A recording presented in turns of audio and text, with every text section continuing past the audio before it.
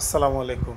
বর্তমান সমগ্র পৃথিবী তথা বাংলাদেশেও যে এই যে অস্বাভাবিক মৃত্যু, মানে বয়স হওয়ার আগেই মৃত্যুবরণ করার যে এই যে মানে অস্বাভাবিক মৃত্যু, এটি কিন্তু অনেকাংশে বৃদ্ধি পাচ্ছে, দিনকে দিন বৃদ্ধি পাচ্ছে। এক সময় দেখা যেত মানুষ যখন বয়োজ্যেষ্ঠ অথবা বৃদ্ধ হয়ে যেত, তখন তার যে শক্ত খাবার, মুখে চিবিয়ে খাবারের এই যে রিজিক, সেটি তার শেষ হয়ে যেত। যে যে কয়দিন তিনি বাঁচতেন ওই যে তরল খাবার, এই তরল খাবারে বাঁচতেন, এবং তরল খাবারও যখন বন্ধ হয়ে যেত তখন ওই বৃদ্ধর তখন শুধু শ্বাস প্রশ্বাসের যে খাবার, এইটা চালু থেকেও সে কয়েকদিন বাঁচার পরে মৃত্যুবরণ করত।